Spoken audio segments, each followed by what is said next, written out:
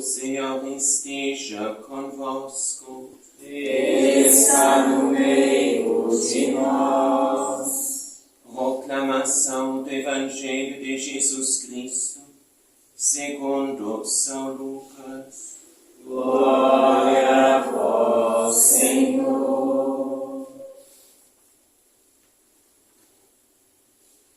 Naquele tempo, enquanto Jesus falava, uma mulher levantou a voz no meio da multidão e lhe disse: Feliz o ventre que te trouxe e os seios que te amamentaram.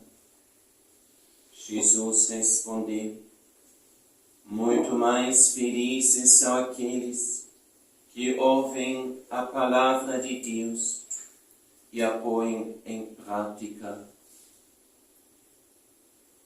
Palavra da salvação. Glória a vós, Senhor.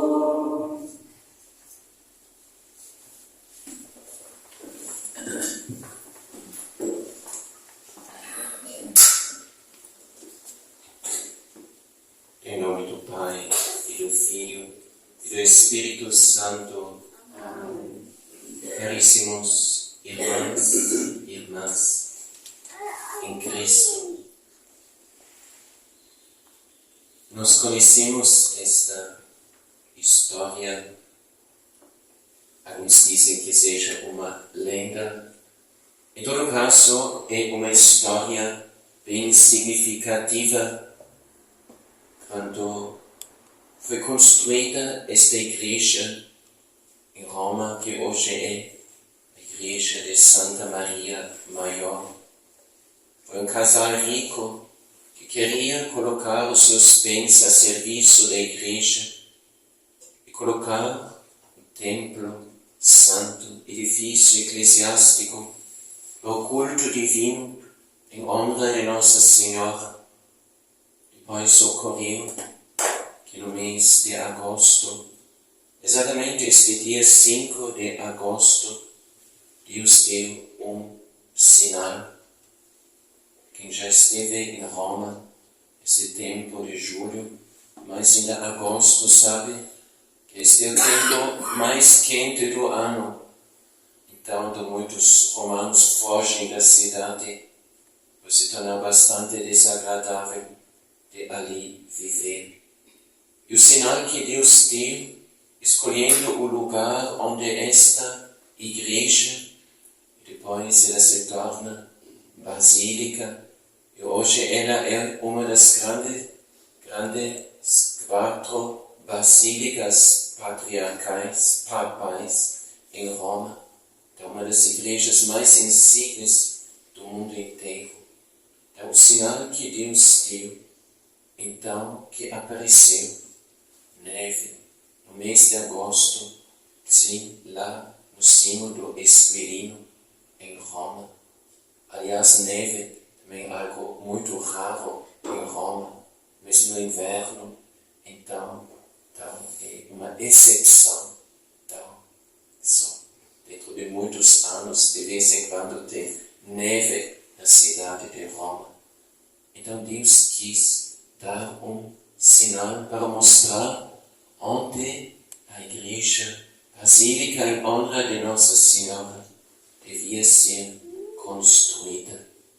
A gente sabe que no mosaico, na abside, em cima da abside da igreja, está escrito o nome de Papa Sisto III, que afinal consagrou esta igreja após o concílio de Éfeso, que solenemente declarou a maternidade divina de Nossa Senhora.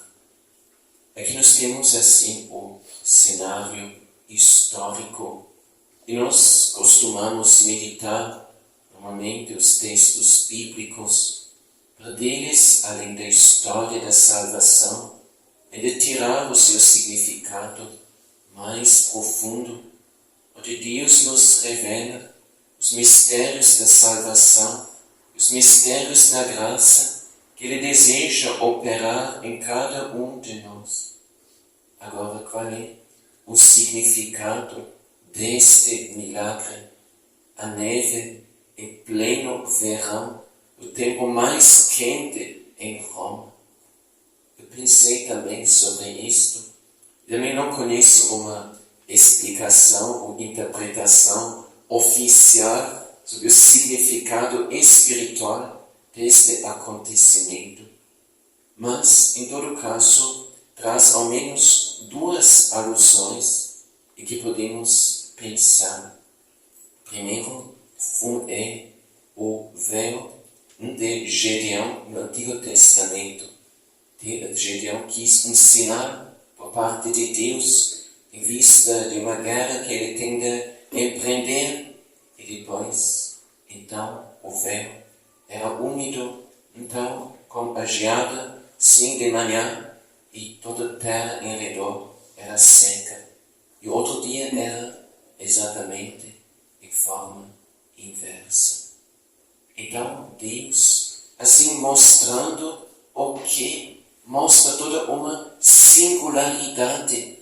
Sim, então que agora não acontece simplesmente neste lugar, mas que será representada por aquela igreja que será construída.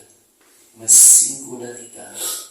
Exatamente a singularidade de Maria Santíssima.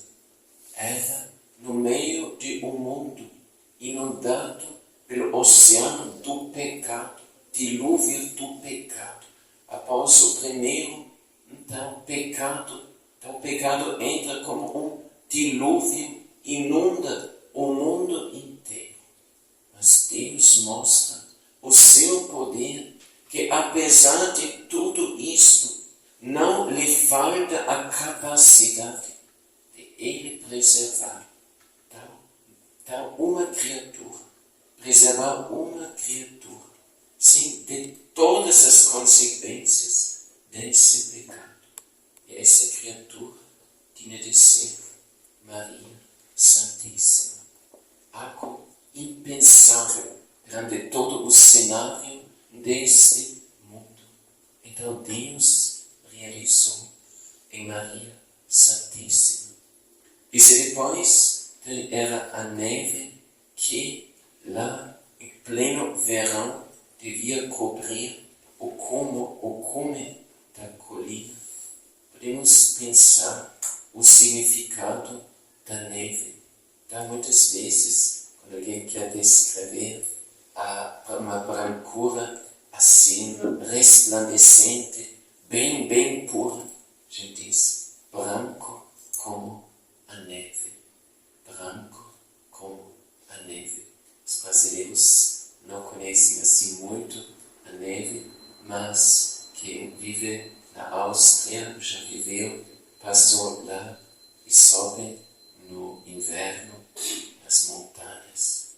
É um cenário assim impressionante, fascinante, quando o sol assim bate assim nesta neve que cobre os cumes das montanhas, e a luz do sol se reflete assim inúmeras vezes assim nos pequenos cristais da neve. Então a gente entende o que é branco como a neve. Sempre que Nossa Senhora aparece em algum lugar, a gente depois, os videntes, falam exatamente de uma brancura que não existe, então, uma luminosidade que não existe aqui na Terra. Então a neve no Monte de Esquilino, em pleno verão, para mostrar o mistério que Deus realizou em Maria Santíssima, em sua imaculada conceição e em toda, afinal, o que pouco se medita, em toda a sua conduta e vida imaculada. Maria Santíssima Imaculada, não só no momento de sua conceição, mas ela é imaculada em cada momento, em cada situação em cada ação, atuação, ao longo de toda a sua vida. Então, é o contraste pleno entre luz e trevas. O contraste pleno em santidade, sim, desde o início de sua vida. É um mundo pecador, então, que marca a realidade da humanidade, também no tempo do advento do Filho de Deus. E como os teólogos refletem, meditam e também nos explicam que exatamente esse mistério da Imaculada Conceição, Deus o realizou em vista, sim, do mistério da encarnação do Filho de Deus. Deus quis um templo puro, santo, santíssimo, puríssimo, tal como lugar para a encarnação do seu Filho divino. E ele quis um corpo também santíssimo, porque deste corpo santíssimo será tomado, sim, a carne, o sangue do Filho de Deus.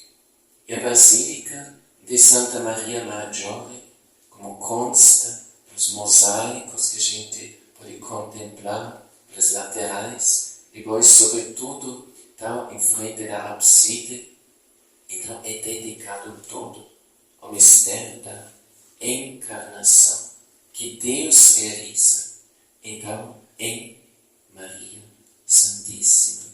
Ela é o templo santíssimo, onde o Filho de Deus se iria encarnar. Então, assim, está presente perante nós hoje exatamente esse mistério da encarnação de Jesus, então, por meio de Maria Santíssima, puríssima e imaculada. E até o dia de hoje, então, os peregrinos vão lá em massa. E também é interessante que exatamente esta Basílica Santa Maria Maggiore é uma das igrejas em Roma onde mais se atende confissão. Aí tem os confessionários lá, assim, nas paredes laterais da nave da igreja. E se em Roma a gente busca um lugar para se confessar, então este é um lugar mais privilegiado, que sempre encontra padres dominicanos lá, que atendem a confissão, aliás, em idiomas diferentes. Se um dia alguém de vocês vai para Roma, encontrar também um padre para lhes atender a confissão nesta basílica. Igual é o milagre de cada confissão, é exatamente esse onde já o profeta Isaías fala, e Deus fala por meio dele. Se os teus pecados fossem como escarlate, mas a tua alma se tornará branca como a neve. E lembramos como São Paulo fala da nossa vocação para que nós sejamos santos e imaculados perante, vivamos santos e imaculados perante a sua face, perante a face de Deus. Então aquilo que Deus realizou em Maria Santíssima não é apenas objeto da nossa admiração, de uma santa admiração, mas é a nossa vocação, aquilo que Deus nela realizou. Então é a nossa vocação. Nós somos chamados, assim que não somos ainda, mas de nos tornar, passo após passo, mais puros, mais livres do pecado, mais livres de tudo aquilo que possa manchar a nossa alma. Para quê? Para que exatamente assim possamos corresponder à nossa vocação eterna. Primeira leitura nos falava da cidade santa de Jerusalém. O que mistério de desta cidade santa de Jerusalém. Isto é a igreja. Isto é a criação no estado de consumação. Quando esta igreja, após um longo caminho de peregrinação e de purificação, quem são estes vestidos em vestes brancas? Eles vêm da grande tribulação e lavaram as suas vestes no sangue do Cordeiro. Então, quando a igreja, após um longo caminho de peregrinação, de provação e de purificação, passo após passo, tenha chegado àquela perfeição a que ela é destinada desde a sua origem. E quando ela terá chegado de se assemelhar, ao menos em modo conjunto, aquilo que Deus já tem realizado em Maria Santíssima. Ela é mãe da igreja e ela é ao mesmo tempo exemplo e modelo da igreja. Se nós queremos saber qual é a meta aonde Deus quer conduzir a igreja, qual é o caminho que a igreja tem de seguir aqui neste mundo, em que direção a igreja se tem de mover na sua caminhada aqui neste mundo. A direção é clara, é claríssima. Então a meta é ela se tornar santa, pura, imaculada, como Maria. Então quando a igreja faz sínodos, faz isto, faz aquilo que ela tem de ter perante os seus olhos, de seguir aquele caminho que lhe permite de ela se adequar, assemelhar, passo após passo, mais e mais a Nossa Senhora. E Nossa Senhora, sendo ela modelo da igreja, ela é ao mesmo tempo mãe da igreja.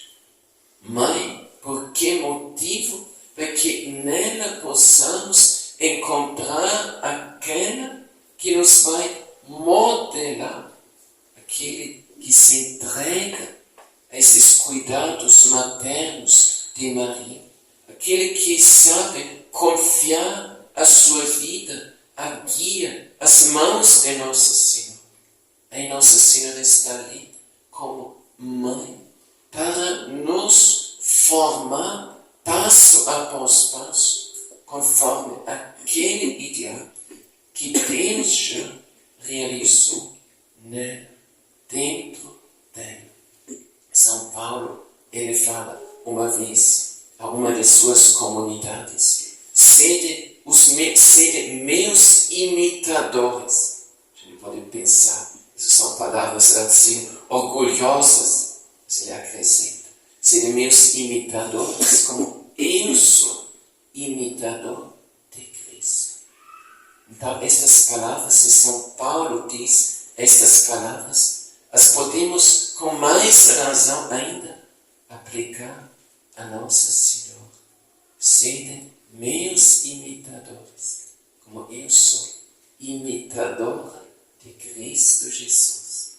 Poderia dizer Nossa Senhora para cada um de nós que estamos aqui. Mas tudo isto é apenas um primeiro passo para entendermos um pouquinho melhor o grande projeto que Deus realizou, não apenas em Maria Santíssima, mas quer, por meio dela, realizar na sua igreja e na vida de todos nós. Nós, nestes tempos em que nós vivemos, notamos e a gente sempre precisa ser cego para não notar isso. Realmente uma intervenção cada vez mais frequente de Nossa Senhora sobre a vida da igreja. Isto já vimos no no século XIX, em modo muito palpável, em modo mais palpável ainda, no século XX, até os nossos dias. A mãe, preocupada dos seus filhos, procura os seus filhos, vai atrás dos seus filhos, vai atrás dos seus filhos em tantas partes diferentes do mundo, para lhes oferecer a sua assistência, mas também lhes ajudar a compreender e acolher exatamente no meio das tribulações e adversidades do tempo presente, entender melhor o plano de Deus.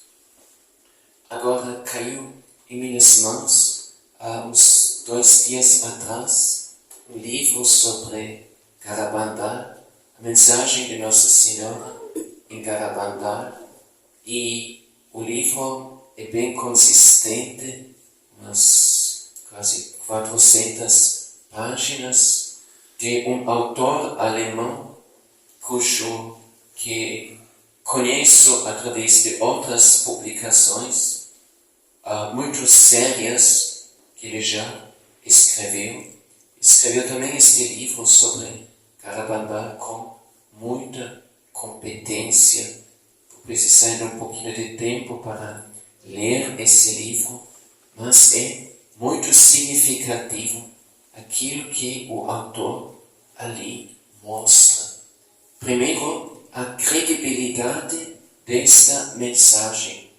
Foram personagens grandes do século XX que atribuíram estas mensagens e aos relatos dos videntes plena credibilidade.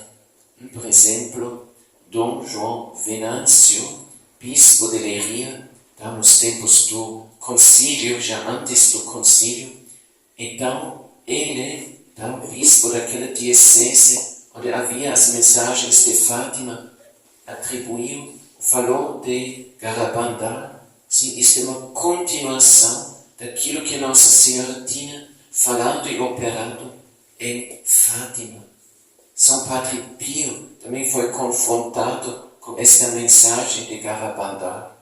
E para ele era claríssimo, que isto seja uma revelação autêntica de Nossa Senhora. Chegou um dia para ele uma pessoa, um dos seus ajudantes, assistentes, e disse: veja, rainha tal, ela está esperando para poder saudar o Senhor. O padre disse: não, hoje não estou me sentindo muito bem. Então que ela venha em outro momento, talvez amanhã que eu possa receber. E depois lhe falaram também que está lá Conchita, digamos, a figura principal das 4 meninas videntes de Garabandal. O Padre Pio disse: sim, que ela venha às 8 horas hoje pela manhã. Então, o Padre Pio deu também grande atenção a esta mensagem e, inclusive, Papa São Paulo VI, tão informado sobre esta imagem, sobre esta aparição, através de Cardeal Ottaviano, que naquele tempo era prefeito da congregação, que hoje é Congregação para a Doutrina da Fé, então o Santo Ofício. Pois Papa Paulo VI recebeu também Conchita em audiência e disse, sim, que esta mensagem seja propagada na Igreja. Agora, como disse, eu quero aprofundar melhor ainda, então, os detalhes sobre os acontecimentos bastante complexos lá em Garabandal, uma aldeia minúscula, uns 300 habitantes, lá no norte da Espanha, na diocese de Santana. Se diz que esta diocese era uma das mais católicas, sim, naquele tempo na Espanha. E Garabandal era o lugar mais religioso dessa diocese, embora um lugar esquecido nas montanhas, de difícil acesso, onde as pessoas viviam muito simples e ter uma cama, sim, dentro da casa, já era quase um luxo para aqueles que lá habitavam. Então Nossa Senhora escolheu estes mais humildes, estes mais pequeninos, e certamente também aqueles que estão mais dispostos para realmente se entregar ao serviço dela e fazer realmente uma fé, uma atitude de devoção religiosa aquilo que ela pediu.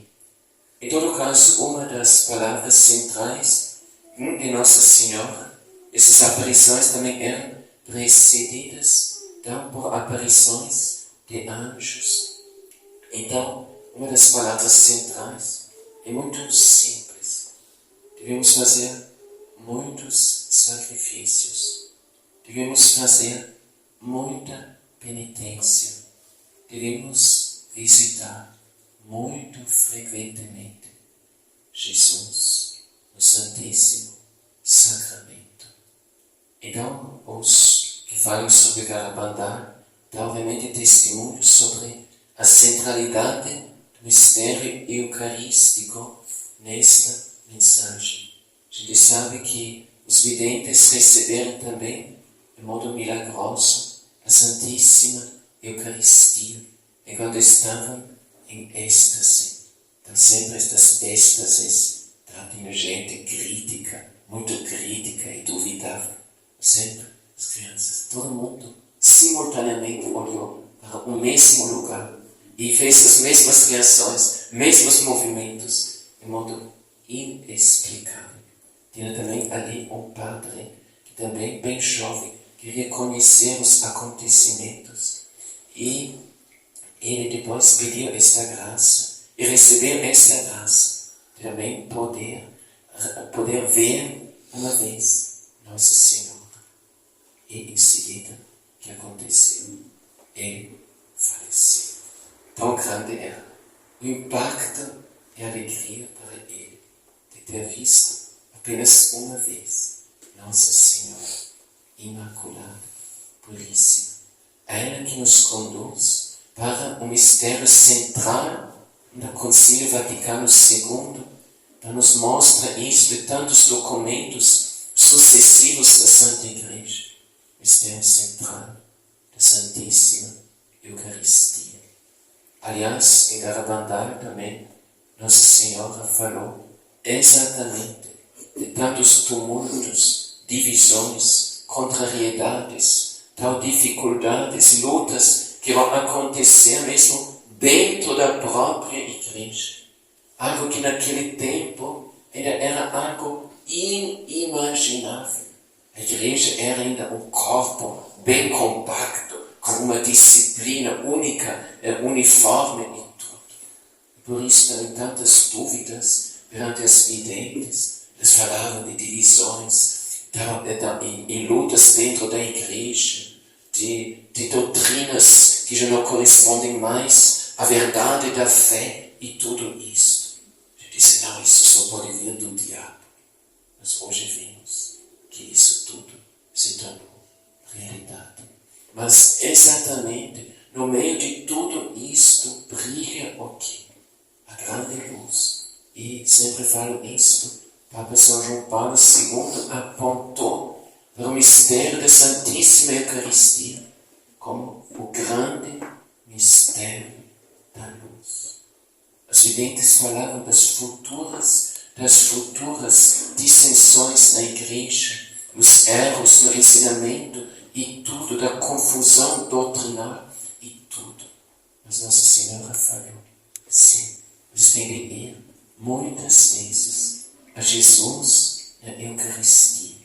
E quando vocês vão para rezar perante Jesus no Santíssimo Sacramento, lhe será dado de novo clareza, discernimento, entendimento, para distinguir entre aquilo que está errado e aquilo que está certo.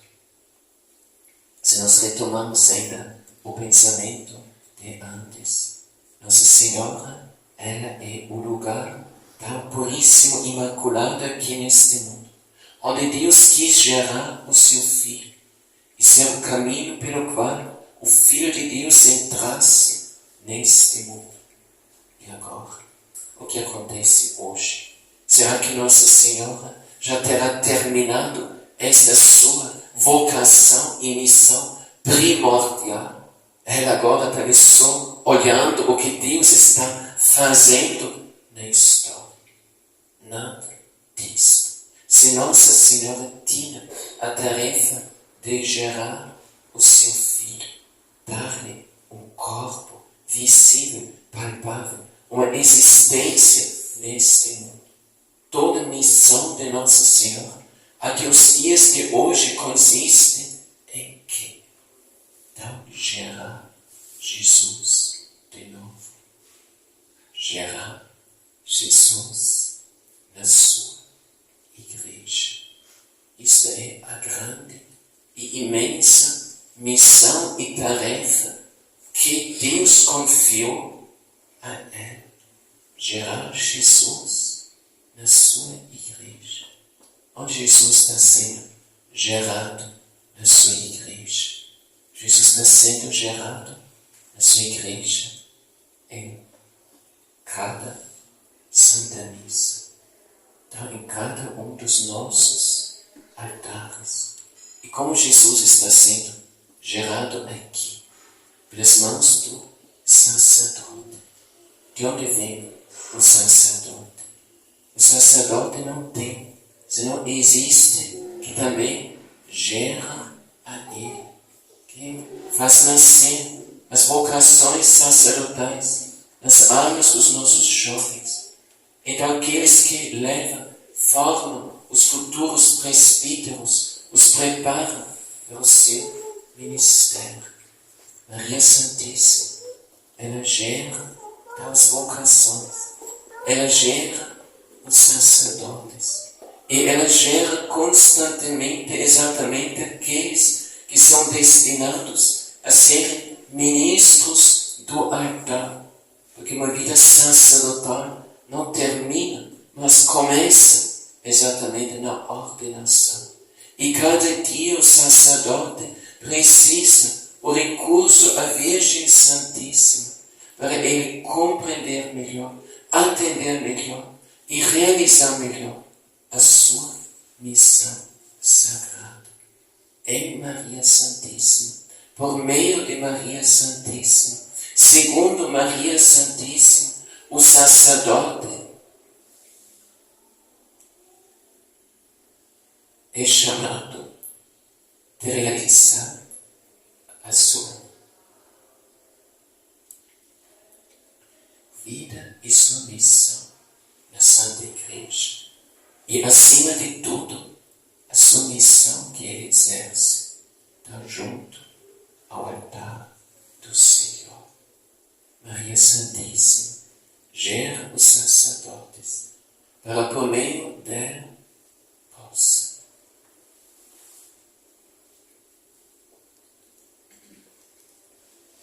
gerar Cristo no meio de nós. Mas isto é também apenas mais um passo neste caminho, neste grande projeto que Deus tem na sua igreja e com a Santa Igreja. Porque Jesus não se contenta, como nós bem sabemos, com sua presença no meio de nós e sobre o altar e no sacrário e na hóstia sagrada que nós adoramos. O objetivo, a meta que o Filho de Deus persegue é entrar em nossos corações, conquistar corações humanos para si, para que este se torne templo santo do Senhor. A primeira leitura nos fala do livro do Apocalipse. No Evangelho fala sobre o corpo de Nossa Senhora, o tabernáculo, primeiro tabernáculo de Jesus aqui na terra. Mas depois o Apocalipse fala da cidade santa. O que é próprio desta cidade santa? São João fala, eu não vi um templo nela. Estranho. Não vi um templo nela. não viu um templo nele. Porque não precisa mais. Porque agora toda a cidade e todos aqueles que ali habitam se tornaram o quê? Templo santo do Senhor. Lugar da presença viva e verdadeira e constante do Altíssimo. Cada alma, cada coração, cada existência humana se tornou templo santo do Senhor. E chegou, por meio de Maria Santíssima, exatamente a alcançar esta vocação sublime. Finalmente, Deus atingiu a sua meta.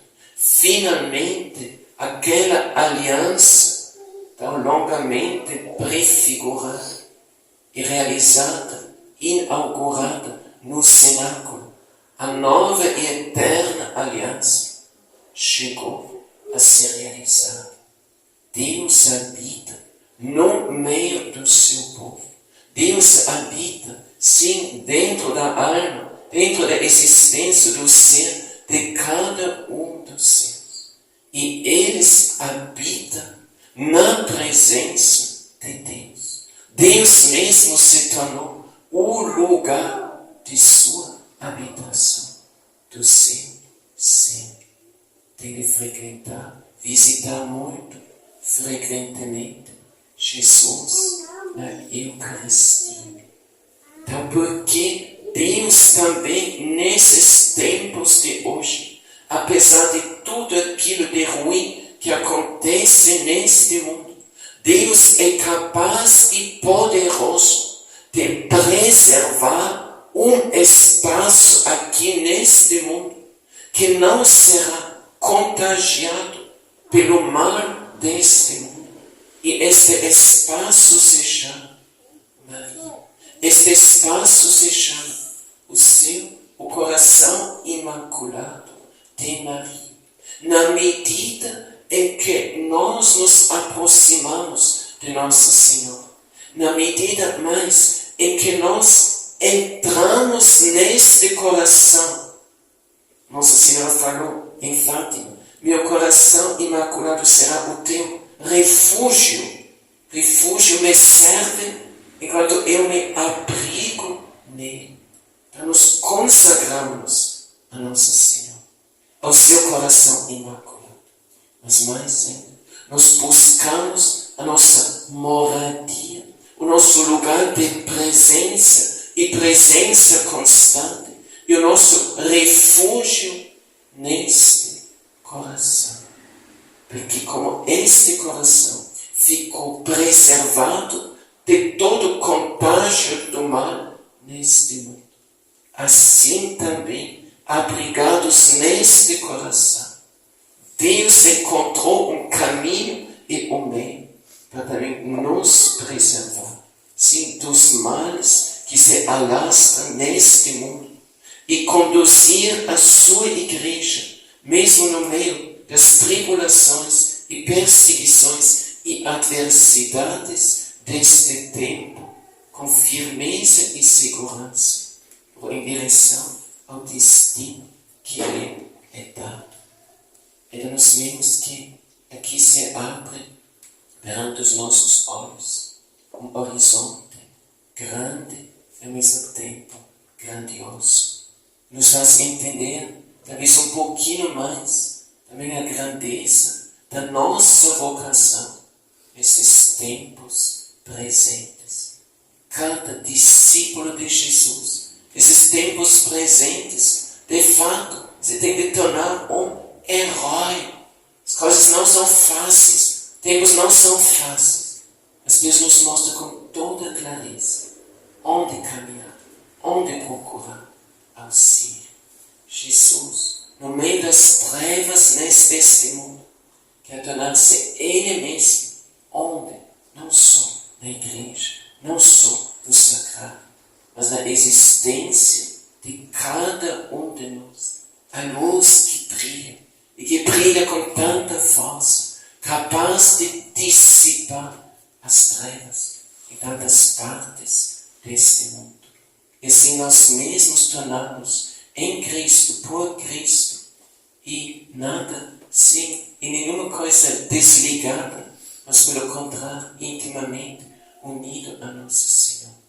Então, instrumento de salvação para tantos e tantos que o Senhor, no seu coração, tão bondoso, compassivo, misericordioso, quer atrair a si.